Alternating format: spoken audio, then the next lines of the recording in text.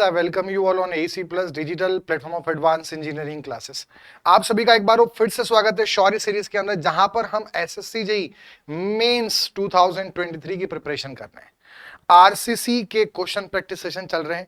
आपको सिर्फ सीरीज को कंटिन्यूसली फॉलो करना है। इंपॉर्टेंट टिप्स जो भी नए कॉन्सेप्ट आप सीख रहे हैं सीरीज में, उसको नोट डाउन करें और अपने जो आरसीसी के शॉर्ट नोट्स आपने बनाए होंगे उन्हें रिवाइज करते चलें। एंड ऑफ द नवंबर आपकी कंप्लीट प्रिपरेशन हो चुकी होगी सभी सब्जेक्ट्स की। तो अगर आपको यहां पर रिवीजन भी करना है, कांस्टेंट सपोर्ट चाहिए टीम का, तो आप एसी प्लस एप्लीकेशन पे available practice plus revision batch को ज्वाइन कर सकते हैं, जहां पर 200 से अधिक आवर्स का लेक्चर मॉड्यूल्स हैं, 3000 से अधिक क्वेश्चंस के प्रैक्टिस सेशंस हैं, 100 से अधिक टेस्ट की टेस्ट सीरीज है, और जो पीडीएफ हैं लेक्चर मॉड्यूल्स और प्रैक्टिस सेशंस के, उनको आप डाउनलोड कर सकते हैं। लैपटॉप पे क्लासेस देख सकते हैं, ऑफलाइन डाउनलोड फैसिलिटी अवेलेबल है, कई सारे फीचर्स इस कोर्स में है। एसी प्लस एप्लीकेशन पे जाइए, चेकआउट करें कोर्सेज की डिटेल्स। अब हम इस सेशन में आगे बढ़ते हैं। हमारा आरसीसी का लेक्चर नंबर 8 टॉपिक है बीम्स एंड स्लैब की डिजाइनिंग एंड कोडल प्रोविजन। तो स्टार्ट करते हैं सेशन को। सबसे पहला क्वेश्चन है, which of the following deformations are important in case of deep beams when compare to flexure alone. तो देखिए, डीप बीम और एक होती है हमारे पास शॉर्ट बीम। तो जो शॉर्ट बीम होती है और डीप बीम होती हैं, इनके क्लासिफिकेशन है। क्लासिफिकेशन हमने पहले भी डिस्कस करे हैं। डीप बीम ऐसी बीम होती हैं जिनका L/D रेशो अगर बीम का 2 से कम है या बराबर है तो डीप बीम, और 2 से ज्यादा है तो शॉर्ट बीम। और वहीं पर अगर L/D रेशो 2.5 से ज्यादा है तो शॉर्ट बीम, और 2.5 से कम है या बराबर है तो डीप बीम। ये वाला जो हमारे पास है ये सिंपली सपोर्टेड कंडीशन में है, और ये वाला जो है ये कंटिन्यूस बीम कंडीशन के लिए है। तो क्वेश्चन में किसका पूछा है हमसे? ये वैल्यूज नहीं पूछी है, बट इन्होंने पूछा है डीप बीम को जब हम डिजाइन करेंगे तो किसके लिए करेंगे? फ्लेक्सर अलोन के अलावा। तो फ्लेक्सर अलोन, खाली फ्लेक्सर को के लिए जो करते हैं, साथ में उनमें शेयर में भी हम उनको कंसिडरेशन उनका देखते हैं। ठीक, तो इसका सही आंसर क्या होगा यहां पे? Shear answer A will be the correct answer. Beam के अंदर in case of deep beam shear deformations are more important when compare to flexure alone. Shear के लिए भी देखना उनके लिए इंपॉर्टेंट है। Next is a simply supported rectangular beam of span 20 metre is subjected to UDL. ठीक है, beam का स्पान 20 मीटर है, यूडीएल लग रहा है। मिनिमम इफेक्टिव डेप्थ हमें बतानी, कितनी कम से कम डेप्थ हमें चाहिए डिफ्लेक्शन के लिए। Modification factor for tension and compression KC और केटी हमें दे रखा है। तो देखिए, आप जानते हैं span by two depth ratio beam की बात है, तो span upon effective depth should not be more than, basic value simply supported है, बेसिक वैल्यू होती है 20, 7 for cantilever, 26 for continuous, 20 for simply support, into span 20 से अधिक है तो 10 अपॉन स्पान इन मीटर भी आएगा, इंटू केटी होगा, इंटू केसी होगा। हमें पूछा गया, हमें पूछा है इफेक्टिव डेप्थ, तो हमें काम करते हैं, यहां पर इफेक्टिव डेप्थ जो हमें चाहिए required greater than equal to, उसको भेजते हैं उधर और सबको नीचे कर देते हैं। स्पान कितना है?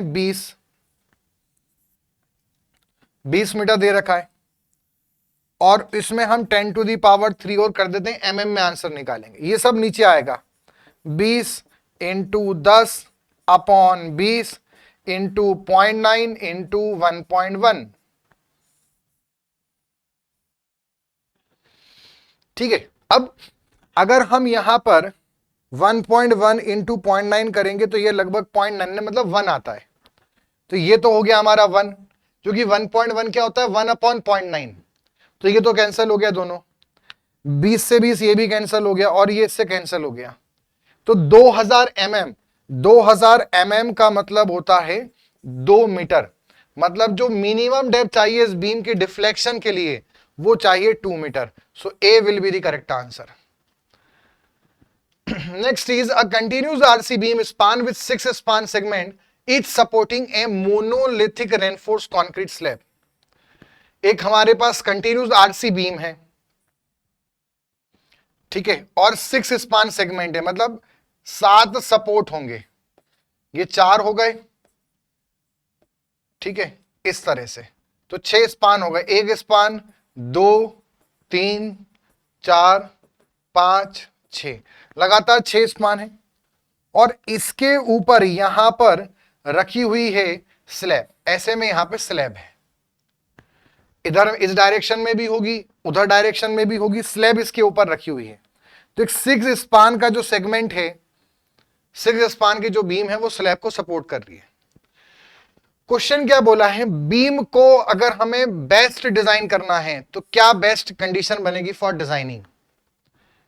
As a rectangular one throughout it span, पूरे स्पान में as a rectangular beam design करें बीम को, है ना, ये स्लैब है और ये बीम है। आगे बोल रहा है as a T beam throughout span, पूरे में उसको टी बीम मान लो, मतलब मोनोलिथिक कंस्ट्रक्शन। अगला बोल रहा है as a rectangular beam for span moment and T beam for support moment, support जहां जहां है वहां पे उसको टी बीम मानो, मतलब जहां सपोर्ट है वहां पर उसको एक टी बीम मान लो सपोर्ट पर, और जहां स्पान है वहां रेक्टेंगुलर बीम की तरह करो, जहां बीच में स्पान है वहां रेक्टेंगुलर के तरह करो। अगला बोल रहा है स्पान मोमेंट में टी बीम की तरह करो और सपोर्ट मोमेंट के अंदर रेक्टेंगुलर बीम की तरह करो। देखो इसका एक बात समझना, जो सपोर्ट मोमेंट होते हैं कंटिन्यूस बीम में, सपोर्ट मोमेंट वो हॉगिंग मोमेंट होते हैं, और हॉगिंग मोमेंट के अंदर टेंशन ऊपर आता है, कंप्रेशन नीचे, राइट। सपोर्ट में टेंशन ऊपर है, कंप्रेशन नीचे। अगर हम टी बीम की तरह सपोर्ट पे करेंगे, टी बीम की तरह अगर हम सपोर्ट पे करेंगे तो हम नीचे ही रेनफोर्समेंट देंगे, ऊपर रेनफोर्समेंट नहीं दे पाएंगे। टी बीम सिंगली रेनफोर्समेंट, नीचे ही रेनफोर्समेंट आता है, तो इसलिए कॉन्सेप्ट गलत हो जाएगा। पर अगर हम वहां पे उसको रेक्टेंगल बीम की तरह करेंगे तो हम उसमें ऊपर टेंशन बार दे सकते हैं, क्योंकि टेंशन ऊपर आ रहा है, ठीक है। तो इसलिए सपोर्ट पर रेक्टेंगुलर करना हमें ज्यादा अच्छे से फ्रीडम मिल पाएगी कि हम टेंशन के अंदर एडिक्वेट बार प्रोवाइड कर पाए। और जो बीच में स्पान मूवमेंट है, span movement sagging bending movement होता है, और सेगिंग बेंडिंग मूवमेंट पॉजिटिव होता है, तो ऊपर कंप्रेशन नीचे टेंशन आता है, और टी बीम में नीचे ही मेनली बार प्रोवाइड करते हैं, तो ये भी सेफली एडिक्वेटली रेजिस्ट हो जाएगा, इसलिए D will be the correct answer. तो बीच में जहां सेगिंग है, जहां स्पान मूवमेंट आ रहे हैं वहां टी बीम की तरह करें, और जहां सपोर्ट मूवमेंट हॉगिंग आता है वहां रेक्टेंगल की तरह करें। So it will be best combination for designing, ठीक, ये इसको ध्यान रखें। अगला है shrinkage in a concrete slab. Shrinkage क्या है? श्रिंकेज से शियर क्रैक आते हैं, श्रिंकेज से टेंशन क्रैक आते हैं, श्रिंकेज से कंप्रेशन क्रैक आते हैं, does not cause any cracking. देखो श्रिंकेज एक्चुअल में आपका वॉल्यूमेट्रिक स्ट्रेन है, इससे जो स्ट्रेस आता है वो भी वॉल्यूमेट्रिक आता है, बट ये ध्यान रखें कि इसका जो नेचर होता है श्रिंकेज वाले का, इसका जो नेचर होता है वो टेंसाइल होता है। मतलब कभी भी आपसे पूछें कि श्रिंकेज के कारण स्ट्रेन कैसा आ रहा है, टेंसाइल, और स्ट्रेस कैसा आ रहा है, tensile, so correct answer will be causes tension crack. Shrinkage के कारण जो क्रैक्स आते हैं वो टेंशन क्रैक आते हैं, ठीक है, ये ध्यान रखें। Shrinkage is a long term phenomena, it is best control by adopting as low as water, जितना वाटर सीमेंट रेशियो कम होगा उतना श्रिंकेज कम आएगा। Cracking due to shrinkage occur due to restraints that causes tensile stress and strain in concrete, and so shrinkage causes tension crack. Shrinkage से tension crack आता है। Next is the reinforcement for tension when required in member shall consist of, जब हम reinforcement provide करते हैं tension के अंदर तो किस फॉर्म में प्रोवाइड करते हैं? खाली longitudinal reinforcement देंगे टेंशन फेज में, खाली लॉन्गिट्यूडनल देंगे कंप्रेशन में? नहीं, ये तो गलत होगा, टेंशन का पूछ रहा है। Only to legged closed loop देंगे कॉर्नर रेनफोर्समेंट, मतलब खाली स्टायरअप दें कोने कोने पर और बीच में रेनफोर्समेंट दें, गलत। एक बोल रहा है लॉन्गिट्यूडनल और ट्रांसवर्स दोनों इंपॉर्टेंट है, तो ज्यादा करेक्ट आंसर ये होगा, क्योंकि देखिए जब टेंशन की बात चल रही है, टेंशन के लिए रेनफोर्समेंट फॉर टेंशन, तो यहां पे समझना, एक तो बेंडिंग के टेंशन जो आएगा, एक तो बेंडिंग टेंशन आएगा, उसके लिए हमने लॉन्गिट्यूडनल बार दी, मेन बार, वो बेंडिंग टेंशन के लिए हो गई। साथ में जो शियर आएगा, उससे जहां शियर फोर्स ज्यादा होता है सपोर्ट लोकेशन में, वहां पर प्राइमरी टेंशन फेलर होता है। आपको पता होगा 45 डिग्री पे प्राइमरी टेंशन फेलर, या उसको हम बोल सकते हैं यहां पर डायगोनल टेंशन आता है। और डायगोनल टेंशन जो आता है वो भी टेंशन फेलर है, बट वो 45 डिग्री पे क्रैक्स आते हैं, और उसके लिए स्टायरप्स देना इंपॉर्टेंट होता है। तो टेंशन फेलर दो प्रकार के, एक तो बेंडिंग टेंशन जिसके लिए मेन बार है, और दूसरा हमारे पास है डायगोनल टेंशन, उसके लिए स्टायरअप इंपॉर्टेंट है। तो दोनों चीजें ही टेंशन क्रैक्स को रोक रही हैं। इन्होंने ये नहीं बोला कौन सा टेंशन, तो बेंडिंग टेंशन बोलता तो मेन बार, और शियर के कारण डायगोनल टेंशन बोलता तो वो हमारा है स्टायरअप्स प्रिवेंट करती हैं। Next is a reinforce concrete beam is subjected to following bending moment. ये बेंडिंग मोमेंट लग रहे हैं, डेड लोड के लग रहे हैं 20, लाइव लोड में लग रहा है 30, सिस्मिक में लग रहा है 10, डिजाइन बेंडिंग मोमेंट पूछा है LSM, limit state of collapse का। अब इसमें 3 हमें दे तो रखे हैं, बट इसमें क्या है ये नहीं बोला, ये वर्किंग है या फैक्टर्ड, तो हम इसको वर्किंग मान लेंगे। अब देखो इसमें 3 कॉम्बिनेशन बनते हैं। पहले कॉम्बिनेशन में आता है dead load plus live load या इंपैक्ट लोड, जो भी बड़ा हो। दूसरे में आता है dead load plus wind load या सिस्मिक लोड, जो बड़ा हो। और तीसरे में आता है dead load plus live load और impact load plus wind load और सिस्मिक लोड, जो भी बड़ा हो। डेड लोड की वैल्यू देखते हैं, डेड लोड है 20, लाइव लोड कितना है 30, इंपैक्ट दे नहीं रखा है, और यहां पर दोनों केस में 1.5 मल्टीप्लाई करते हैं। अगला डेड लोड और विंड लोड वाला जो टाइप 2 कॉम्बिनेशन है, इसमें अगर dead load wind load seismic से कम है, जो भी बड़ा है उससे कम है, तो इसमें 0.9 करते हैं और इसमें 1.5। और डेड लोड अगर विंड लोड और सिस्मिक से बड़ा है तो दोनों में 1.5 मल्टीप्लाई करते हैं, दोनों में। अब देखते हैं, विंड लोड तो दे नहीं रखा है, सिस्मिक ही है अकेला, डेड लोड सिस्मिक से बड़ा है, मतलब दोनों में 1.5 होगा, तो 20 + 10 × 1.5, और लास्ट तीनों लेंगे तो तीनों के अंदर यहां पर 1.2 मल्टीप्लाई होगा, तो इसका होगा 20 + 30 + 10 × 1.2। वैल्यूज निकालते हैं, तो 20 और 30 50, 50 का 1.5 75 होता है किलो न्यूटन मीटर। 20 और 10 30, 30 और 1.5 45 होता है किलो न्यूटन मीटर। और 20 और 30 50, 50 और ये हो गया 60, 60 × 1.2 ये होता है 72 किलो न्यूटन मीटर। इन तीनों में से जो सबसे बड़ा होगा वो हमारा फाइनल आंसर होगा। तो तीनों में से सबसे बड़ा कौन है? 75। So this will be the design bending moment, factored bending moment as per limit state of collapse. तो इसका सही आंसर होगा सी आंसर। अगर ये लिमिट स्टेट ऑफ सर्विसेबिलिटी बोलता तो यहां आता 1, मतलब 1, इसमें भी आता 1, और यहां इसमें आता 1 इसमें आता 1 डेड लोड में, और इन दोनों में आता 0.8 0.8। तो सर्विसेबिलिटी बोले तो उस तरह से करना। नेक्स्ट अगला क्वेश्चन है, which one of the following statement is correct? Minimum tension steel in RC beam need to be provided. कम से कम टेंशन स्टील हम क्यों प्रोवाइड करते हैं? Prevent sudden failure, arrest crack width, control excessive hair crack, या prevent surface hair crack. देखो cracks के लिए प्रोवाइड नहीं करते हैं, उसके लिए क्रैक्स के लिए हमारे पास कुछ अलग कंडीशन है। हम जो मिनिमम ग्रेड है, एक्सपोजर कंडीशन, उन पे ध्यान देते हैं, कवर पे ध्यान देते हैं, मिनिमम ग्रेड पे फोकस करते हैं। जो मेन है इसका answer prevent sudden failure. Sudden failure का मतलब क्या है? ब्रिटल फेलर को हम रोकना चाहते हैं। हम जो मिनिमम टेंशन एनफोर्समेंट है वो हम प्रोवाइड कर रहे हैं to ensure certain ductility in the structure. Steel आएगा तो सबसे मेन क्या आएगा? डक्टिलिटी। बहुत ज्यादा स्टील कम कर देंगे तो आरसीसी स्ट्रक्चर एक सफिशिएंट डक्टाइल नहीं रहेगा। पूरा कॉन्क्रीट होगा तो वो ब्रिटल ज्यादा होगा, और ब्रिटल होगा तो उसमें सडन फेलर के होने के चांसेस हैं। उसको रोकने के लिए हम मिनिमम परसेंटेज टेंशन एनफोर्समेंट का नियम है। क्या नियम है? तो नियम ये है कि पीटी मिनिमम पूछें परसेंटेज टेंशन एनफोर्समेंट, सो ये 85 के अपॉन में FY, और अगर एएसटी मिनिमम पूछें तो ये है 0.85 upon FY into B into small D.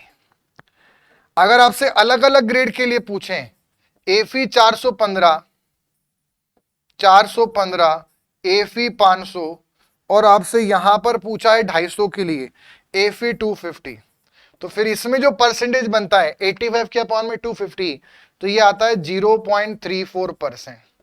इसमें पूछें तो 0.20%, और इसका पूछें तो 0.17%। ऐसे याद रखना, ये इसका जस्ट डबल है 500, तो जब डबल से डिवाइड होगा तो आंसर जस्ट हाफ आएगा, तो ये 0.34 याद रखें, इसका जस्ट हाफ 0.17, और उसके बीच में 0.2।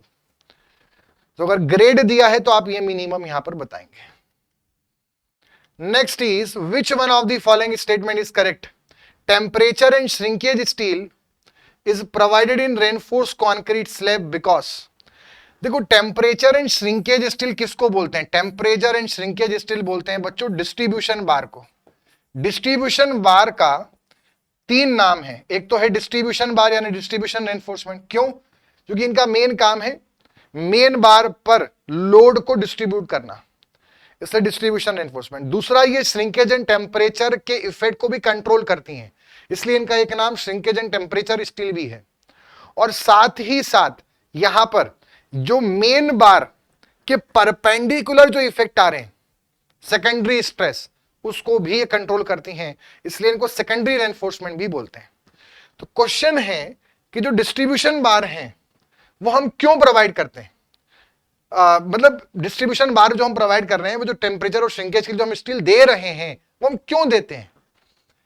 क्योंकि स्लैब का एरिया बहुत ज्यादा है, इसलिए देना पड़ता है श्रिंकेज टेम्परेचर का। भाई श्रिंकेज टेम्परेचर का और तो हमने कहीं ध्यान नहीं दिया, बीम में तो कभी हमने ऐसी बात नहीं करी, स्लैब में क्यों करते हैं? क्योंकि उसका एरिया बहुत बड़ा होता है, उसकी थिकनेस बहुत कम होती है, वो सबसे मेन स्ट्रक्चर एलिमेंट है, वो फ्लेक्सर मेंबर है। ये तो गलत बात है, बीम भी फ्लेक्सर है, वहां भी दो। मेन एलिमेंट ऐसा कैसे बोल सकते हैं? मेन, उस पर लोड आ रहा है, ठीक है, पर उससे लोड तो बीम में आ रहा है, उससे ज्यादा लोड तो बीम में होगा, और स्लैब से बीम से होता हुआ कॉलम में आ रहा है, तो कॉलम में सबसे अधिक लोड है, फिर सारा लोड फुटिंग में जा रहा है, तो सबसे मैक्सिमम लोड तो फुटिंग में आ रहा होगा। तो आप ऐसे नहीं बोल सकते कि मेन एलिमेंट है। सबसे मेन है, आप जानते हैं जितना बड़ा एरिया होगा, जितना सरफेस एरिया, प्लान एरिया सबसे बड़ा होता है इसका, और एक्सपोजर कंडीशन में एक्सपोज्ड है इसकी सरफेस, फुटिंग में एक्सपोज नहीं है, एरिया बहुत बड़ा है। तो श्रिंकेज और टेम्परेचर सरफेस फिनोमेना है, सरफेस ज्यादा है तो इफेक्ट्स भी ज्यादा आएंगे, इसलिए अलग से बार की जरूरत है। Next is which one of the following statement is correct? In A cantilever beam carrying gravity. अच्छा, इसमें एक और बात तो ध्यान रखना, अगर आपसे 2 वे स्लैब में या 1 स्लैब में पूछते हैं मेन बार क्यों देते हैं, तो मेन बार का पर्पस है to prevent cracking due to flexure, cracking due to flexure. और आपसे पूछें डिस्ट्रीब्यूशन बार जो हम प्रोवाइड करते हैं वो क्यों प्रोवाइड करते हैं, तो उसका ध्यान रखना, to prevent cracking due to, वो तो फ्लेक्सर हो गया, due to temperature and shrinkage, due to deflection मतलब serviceability effect, and to prevent cracking due to secondary bending moment, secondary stress, main bar के परपेंडिकुलर डायरेक्शन में जो आ रहे हैं, तो इनके क्रैकिंग को रोकने के लिए डिस्ट्रीब्यूशन बार है, और मेन बेंडिंग मोमेंट को रोकने के लिए मेन बार है। Which one of the following statement is correct? In a cantilever beam carrying gravity load, अगर कैंटिलीवर बीम में ग्रेविटी लोड आ रहा है तो मेन रेनफोर्समेंट कहां देंगे? कैंटिलीवर बीम है, बीम बोला है, अरे मेन बार कहां देंगे? या कैंटिलीवर बीम में आप जानते हैं कैंटिलीवर बीम में हॉगिंग बेंडिंग मोमेंट आता है, और हॉगिंग बेंडिंग मोमेंट में टेंशन ऊपर, कंप्रेशन नीचे, तो स्टिल कहां दोगे? Top side, above neutral axis. और सिंपली सपोर्टेड बीम के अंदर आपका सेगिंग बेंडिंग मोमेंट आता है, मतलब कंप्रेशन ऊपर टेंशन नीचे, तो बिलो दी एक्सिस। और कंटिन्यूस बीम है, तो वहां जो सपोर्ट होते हैं, कंटिन्यूस सपोर्ट, वहां आता है हॉगिंग बेंडिंग मोमेंट, और जो मिड स्पान होते हैं वहां आता है पॉजिटिव। तो वहां देंगे पॉजिटिव, मतलब कंप्रेशन टेंशन नीचे, और यहां टेंशन ऊपर कंप्रेशन नीचे, तो यहां देंगे अबाव एक्सिस और यहां देंगे बिलो एक्सिस। मतलब कैंटिलीवर में ऊपर देंगे, सिंपल सपोर्ट में नीचे देंगे, और कंटिन्यूस बीम में स्पान में नीचे देंगे और सपोर्ट पे ऊपर देंगे। Next is in the case of a continuous RC beam, एक कंटिन्यूस आरसीसी बीम है, हमें मैक्सिमम पॉजिटिव स्पान मोमेंट चाहिए।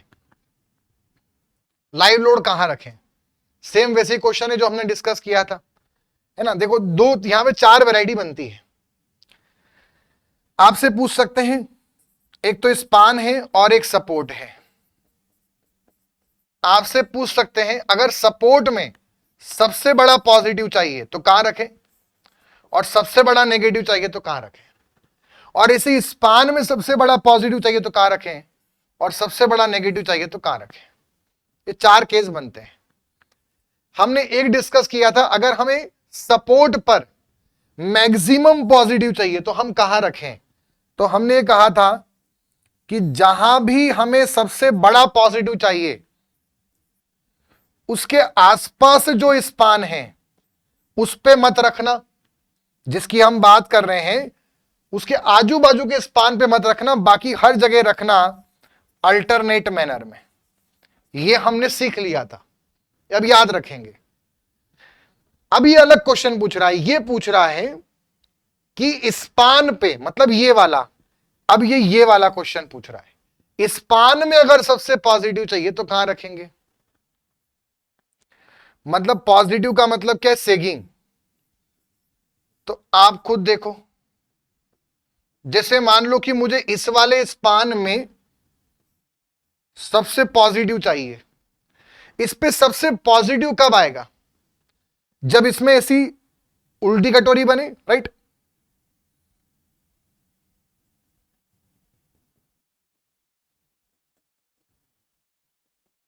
ऐसा इफेक्ट है तभी आएगा, मतलब जब यहां पे लोड होगा तभी ये ऐसा बनेगा, तभी तो ये सेगिंग होता है। मतलब इसके लिए कंडीशन तो क्या हो गई कि इस पे तो लोड होना ही चाहिए, तभी तो नीचे बैठेगा और तभी सबसे बड़ा पॉजिटिव आएगा। और फिर अगर जब ये यहां नीचे तभी बैठेगा जब यहां पे कुछ ना हो, मतलब उसके आजू बाजू कुछ ना हो। हां, फिर आप अल्टरनेट रखते जाओ, फिर आप अल्टरनेट रखते जाओ।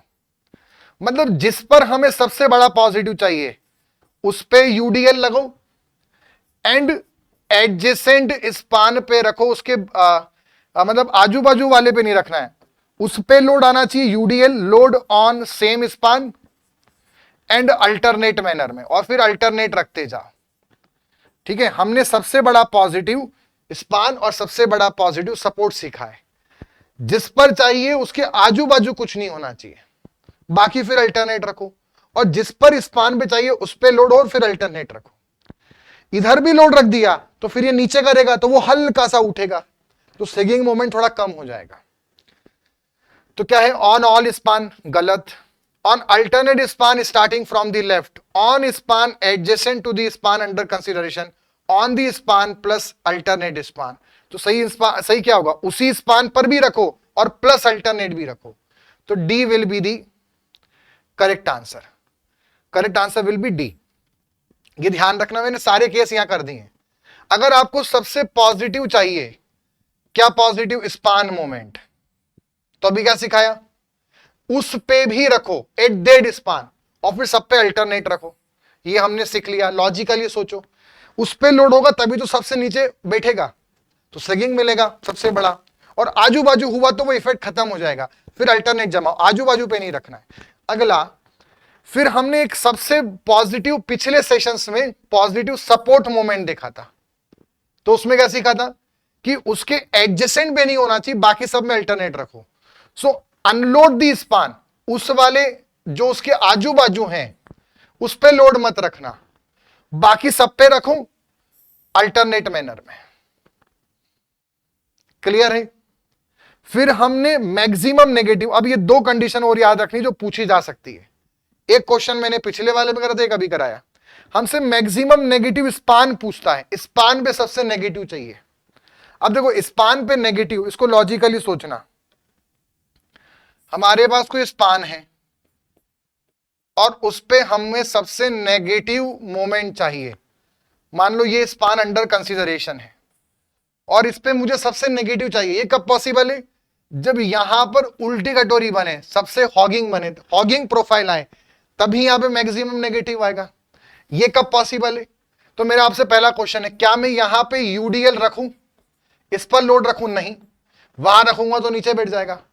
अच्छा, इन दोनों पे मैं यूडीएल रखूं? हाँ, रखना पड़ेगा। जब इन पे यूडीएल रखूंगा तब तो ये उतना नीचे जाएगा, और जितना ये नीचे जाएगा उतना आपका नेगेटिव आएगा। मतलब पहला पॉइंट कि जब स्पान पे मैक्सिमम नेगेटिव चाहिए तो उस पे लोड नहीं होना चाहिए, और फिर बाकी सब पे आप एडजेसेंट पे होना चाहिए, और अल्टरनेट रखते जाओ फिर आप।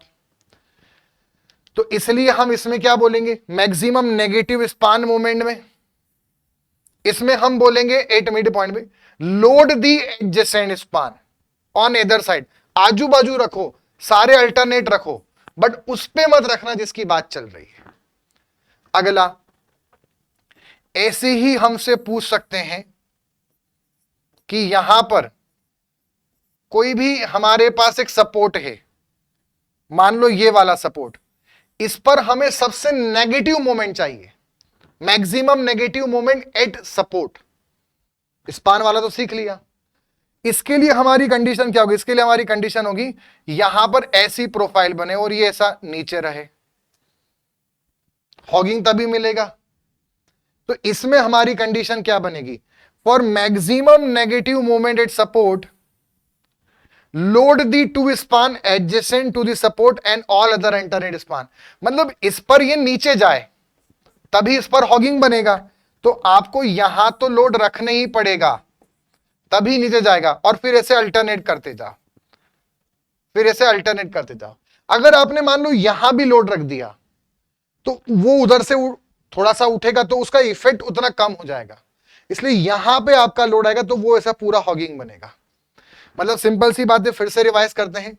अगर हमसे सपोर्ट पर, मतलब अगर हमसे सबसे पॉजिटिव पूछा सपोर्ट पर, तो उसके आजू बाजू नहीं रखना है, ठीक है, और फिर अल्टरनेट रखना है। फिर अगर हमें स्पान पे पूछा मैक्सिमम पॉजिटिव, तो उस पे तो रखना ही पड़ेगा, और फिर आजू बाजू लोड नहीं होना चाहिए, फिर आप सब पे अल्टरनेट रखो। फिर अगला हमसे पूछा मैक्सिमम नेगेटिव स्पान पे, खुद लॉजिकली सोचो, वहां लोड नहीं होना चाहिए, अल्टरनेट पर एडजेसेंट स्पान पे होना चाहिए, और फिर अल्टरनेट जमाते जाओ।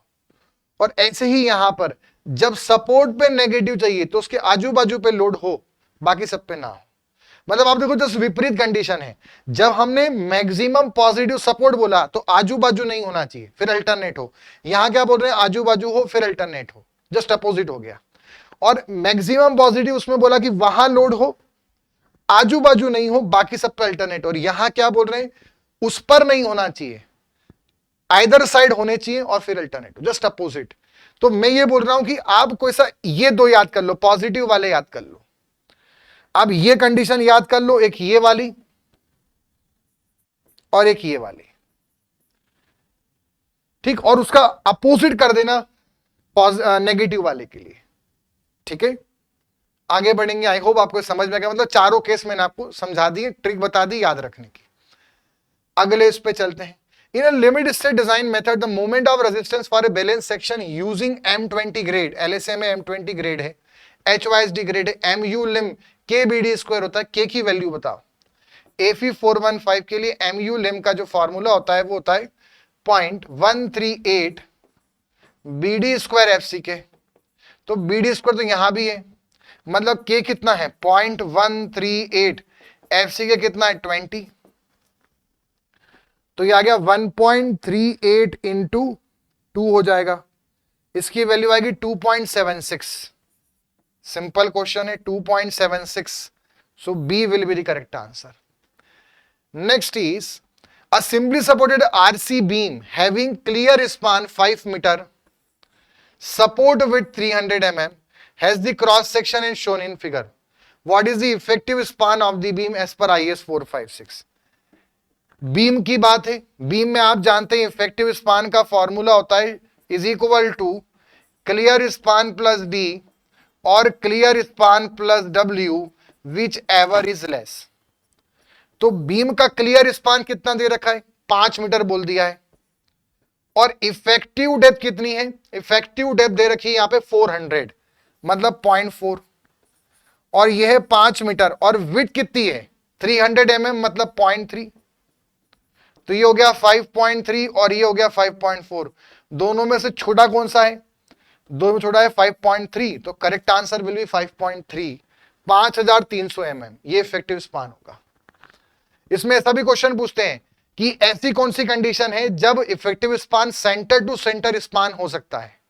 तो जब इफेक्टिव स्पान का फॉर्मूला LO प्लस W होगा तब उसको हम centre to centre distance between two support बोल सकते हैं। और ये इफेक्टिव का फॉर्मूला कब बनेगा, जब D बड़ा हो विड्थ से या विड्थ ऑफ सपोर्ट छोटा हो D से। जब सपोर्ट की चौड़ाई इफेक्टिव डेप्थ ऑफ बीम से छोटी होगी तो आंसर यही बनेगा, और इस केस में इफेक्टिव को centre to centre distance between two support बोल सकते हैं। क्लियर स्पान क्या होता है, in to in distance. Clear. Next is for a continuous slab of 3 cross 3.5 metre the minimum overall depth कितना होगा स्लैब का। यह है शॉर्टर, यह है लॉन्गर, लॉन्गर अपॉन शॉर्टर का रेशियो देखें 3.5/3, साफ साफ दिख रहा है ये हमारा 2 से कम है या बराबर है, इसका मतलब it is a case of two way slab. Two way slab में अगर हम देखें तो फॉर्मूला होता है शॉर्टर अपॉन ओवरऑल डेप्थ का ratio should not be more than 35 and 40। HYSD बार तो कहीं भी नहीं बोल रखा है इसने। ये जो होता है ये सिंपली सपोर्टेड के लिए होता है और ये जो होता है कंटिन्यूस के लिए होता है। इसने कहीं भी नहीं बोला कौन सी कंडीशन है, बट एक बात जरूर बोलिए कम से कम ओवरऑल डेप्थ बताओ। अब देखो जब हमें यहां पर इसको हम मान लेते हैं B बेसिक वैल्यूज, हमें D निकालना है। So depth of the beam greater than equal to shorter span कितना है 3 metre 3000 divided by basic value आएगी, B का डिवाइड करेंगे, ये जाएगा उधर, ये आएंगे नीचे। हमें मिनिमम से मिनिमम डेप्थ बतानी है। मिनिमम से मिनिमम आंसर कब आएगा, जब डिवाइड बड़े से हो, जितना B ज्यादा हो। ज्यादा कब है 40 वाले केस में, ये इससे कैंसिल, तो ये हमारे पास कितना आ जाएगा 150/2 मतलब 75। मतलब कम से कम जो ओवरऑल डेप्थ हमें चाहिए डिफ्लेक्शन कंट्रोल करने के लिए वो है 75 mm इस पर्टिकुलर स्लैब की। आंसर है बी, आंसर 75। अगर इसमें सिंपली सपोर्ट बोलता तो ये लेते, कंटिन्यूस बोलता ये लेते, कुछ नहीं बोला, मिनिमम से मिनिमम बोला, जितना डिवाइड बड़े से करो, 40 से डिवाइड कर देंगे। इसमें एक क्वेश्चन और आता है, ये जो फॉर्मूले है ये कंडीशन है कब वैलिड है, ये तब वैलिड है जब आपका लोडिंग क्लास जो हो वो 3 kilo newton per metre square तक हो, और जो शॉर्टर स्पान है वो 3.5 मीटर से एक्सीड नहीं करना चाहिए। ये 2 कंडीशन ध्यान रखना। टू वे स्लैब के जो फॉर्मूले हैं तब एप्लीकेबल है जब लोडिंग क्लास हो 3 kilo newton per metre square और शॉर्टर स्पान 3.5 तक हो, उससे एक्सीड ना करे शॉर्टर स्पान। नेक्स्ट है beam of size 250 and 460 mm effective depth is subjected to limit state moment of this. Limit state moment दे रखा है, मतलब MU दे रखा है, यह है 146 किलो न्यूटन मीटर, इतना बेंडिंग मोमेंट आ रहा है। M20 ग्रेड है, फिर 415 स्टील है। एरिया ऑफ स्टील कितना लगेगा, देखो ऐसे क्वेश्चन के लिए सबसे पहले आपको क्या करना पड़ेगा, इसके लिए आप पहले MU लिम निकालो। Fe 415 पे MU लिम होगा 0.148 BD स्क्वायर FC के। जब भी बेंडिंग मोमेंट दिया गया हो पहले MU लिम निकालो, कंपेयर करो कि सेक्शन सिंगली अंडर है कि सिंगली बैलेंस्ड है कि डबली रेनफोर्स्ड है, पहले वो चेक करेंगे। तो ये हो गया, यहां पे 0.138 आएगा, 415 है। विड्थ कितना है 250, इफेक्टिव डेप्थ कितनी है 460 स्क्वायर, और FC के कितना है M20। सिंप्लीफाई करो उसको कितना आ रहा है यहां पे सॉल्व करेंगे तो 250 इंटू 460 का square into 20 into 0.138, this will be 146 kilo newton metre. अगर यहां पर देखें तो जितना बेंडिंग मोमेंट है उतना ही एमयू लिम है। आप ध्यान रखना, जब जितना बेंडिंग मोमेंट आ रहा है जो हमें रोकना है वो एमयू लिम से कम हो तो हम सिंगली रेनफोर्स का अंडर वाला सेक्शन डिजाइन करेंगे। बराबर हो तो हम ऐसे केस में सिंगली का बैलेंस करेंगे, और ज्यादा हो तो ऐसे केस में हम ओवर नहीं करेंगे, हम डबली रेनफोर्स करेंगे। अभी बराबर वाला केस है मतलब बैलेंस्ड है। आपको यह भी बता दूं, जब भी ये केस बने या ये केस बने और क्वेश्चन में एसटी पूछा हो, आप मेरा 5 स्टार इक्वेशन लगा देना, और वो इक्वेशन है 0.5 F C K upon F Y 1 minus under root 1 minus 4.6 जितना बेंडिंग मोमेंट दिया हो अपॉन एफ सी के बी डी स्क्वायर, और बाहर आ जाएगा बी डी। बस इसको रख देना, आपका आंसर आ जाएगा। निकालते हैं वैल्यू कितनी आएगी। तो ये है 0.5, एफ सी के है 20, 415, बी डी 250, इफेक्टिव डेप्थ है 460। ठीक है, 250 460 यहां पे रखेंगे 1 minus under root 4 1 minus 4.6 MU है 146, उसको एमएम में करना है 10 की power 6 newton MM upon B D square, तो 250 इंटू 460 का स्क्वायर, और ये पूरा सॉल्व कर लो, आंसर आ जाएगा। ट्राई करते हैं, जब भी इसको सॉल्व करना हो पहले इसको सॉल्व करो, उल्टा चलो। तो ये हो जाएगा 4.6 into 146 6 divided by 250 into 460 square, ये इतना आंसर आ गया। इसमें से 1 माइनस करेंगे, यहां पर एफ सी के भी आएगा, है ना, एफ सी के बी डी स्क्वायर, तो यहां 20 भी आएगा। So this is 4.6 into 146 into 10 to the power 6, 250 into 20, 1 minus answer 0.36।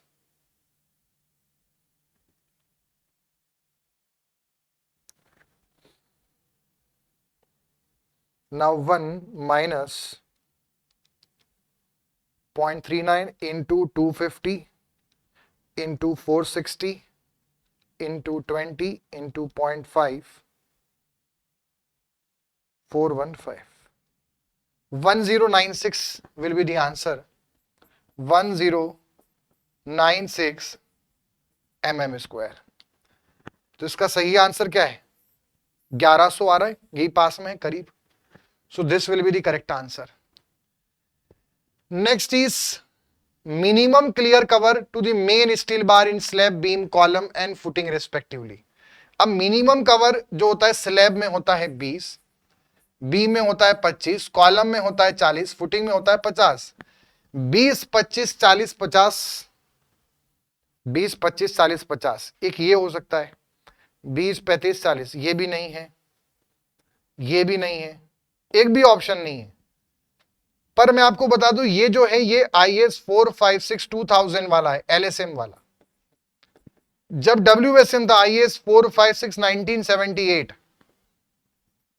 तो उसने नियम जो दिए थे वो ये थे कि this is 15, this is 25, this is ये 15 था, ये 25 था, देन ये 40 था, और ये 75 था। ये WSM के नियम थे। तो ये क्वेश्चन वहां से एक्चुअल में, तो इसका सही आंसर ये वाला होगा 15 25 40 एंड सी आंसर। तो अगर मान लो कि जो हमने पढ़ा है LSM वाला वो नहीं हो तो फिर ये टिक करना है 15 25 40 75। ये ऐसा IS कोड का नियम था 1978 WSM वाला, कि जो आपका स्लैब है उसमें 15 होना चाहिए, बीम में 25 होना चाहिए, कॉलम में 40 होना चाहिए, और किसी भी केस में 75 से अधिक नहीं होना चाहिए। तो फुटिंग में 75 हो गया। The limit of percentage of longitudinal reinforcement in column, column पे क्वेश्चन है, कॉलम के अंदर जो लिमिट है वो ध्यान रखना, मिनिमम परसेंटेज कॉलम का 0.8% होता है ऑफ ग्रॉस एरिया। और अगर पेडेस्टल का पूछे, वैसे इस क्वेश्चन में पूछा नहीं है, तो पेडेस्टल का होता है 0.15% ऑफ ग्रॉस एरिया। यहां पे किसका पूछा है हमसे, मिनिमम, तो मिनिमम में ये दो ऑप्शन हो सकते, तीन है इसमें। मैक्सिमम ध्यान रखना, मैक्सिमम जो है वो है 6% ऑफ ग्रॉस, कुछ नहीं बोला है तो, और 4% ऑफ ग्रॉस अगर स्प्लाइसिंग भी की गई है कॉलम में, तो स्प्लाइसिंग इज डन बोला है तो ये आंसर है, और स्प्लाइसिंग इज नॉट डन या कुछ भी नहीं बोला है तो 6% है ग्रॉस का। इतना मैक्सिमम हम दे सकते हैं कॉलम के अंदर, तो इसका सही आंसर होगा ये भी ऑप्शन में है, बट ये तब टिक करते जब बोलते स्प्लाइसिंग इज डन, या कुछ नहीं बोला है तो हम यही मान के चलेंगे कि splicing is not done. Next is the load carrying capacity of the column design by WSM is 500 kilo Newton, मतलब वर्किंग लोड, जो लोड कैपेसिटी है वो कितनी हो गई 500, ये वर्किंग लोड से आया। Collapse load of the column, collapse मतलब यहां पे कौन सा लोड लेंगे, अल्टीमेट लोड, और अल्टीमेट लोड बराबर कितना होता है वर्किंग इंटू 1.5, तो अगर इसमें हम मल्टीप्लाई करेंगे तो ये 750 आ जाएगा, एकदम सिंपल क्वेश्चन है। So this will be the correct answer, working दिया है, कोलैप्स पूछा है, ultimate load. Next is the reduction coefficient of reinforced concrete column with an effective length of 4.8 metre. Effective length हमें दे रखी है 4800, बी दे रखा है ये और डी दे रखा है ये। रिडक्शन कोएफिशिएंट पूछा है, ये WSM का फॉर्मूला है, इसको हम यूज करते हैं लॉन्ग कॉलम के केस में। मतलब शॉर्ट कॉलम का तो जो फॉर्मूला होता है एज पर WSM वो होता है sigma C AC plus sigma S वहीं पे लॉन्ग कॉलम का जो फॉर्मूला होता है वो होता है CR इंटू शॉर्ट का जो फॉर्मूला है, और रिडक्शन कोएफिशिएंट का जो फॉर्मूला है CR का वो होता है 1.25 minus L effective upon 48 into LLD least lateral dimension, और एक और होता है वो होता है 1.25 minus L effective upon 160 into R minimum. But ये मिनिमम रेडियस ऑफ गायरेशन के फॉर्मूले में हमें LLD के फॉर्म में बताना है, तो 1.25 माइनस 4800 अपॉन 48, और LLD क्या है जो भी इन दोनों में से छोटा हो 250, तो ये 250 हो गया, इससे कैंसल ये हो गया 100, यहां पर ये आ गया हमारे पास 5 2 एंड 5 5 2/5 होता है 0.4, और 1.25 में से 0.4 जाएगा तो 0.285 बचेगा, 0.85 ऑप्शन में है आंसर है, C will be the correct answer. Next is, तो बच्चों ये हमारे यहाँ पे सारे क्वेश्चंस फिनिश हो गए इस सेशन के। ऐसे ही अगले इंपॉर्टेंट सेशन के अंदर मिलेंगे जिसमें हम आगे डिस्कस करेंगे हमारे RCC के रिमेनिंग पार्ट। अभी हमारा column and pre stressing he mainly बचा हुआ है, तो 2-3 सेशन जो आएंगे उसमें कॉलम्स के क्वेश्चन मेनली होंगे और प्री स्ट्रेसिंग के होंगे। अगर सेशन आपको अच्छा लगा हो तो इसको लाइक करें, शेयर करें फ्रेंड्स के साथ, चैनल को सब्सक्राइब करें, और इसका जो PDF है वो इस टेलीग्राम चैनल पे मिलेगा, तो इसका लिंक डिस्क्रिप्शन में अवेलेबल है, वहां से उसको ज्वाइन करें और PDF से आप उसका रिवीजन कर सकते हैं। मिलते हैं ऐसे ही इंपॉर्टेंट सेशन के अंदर, तब तक के लिए goodbye and take care.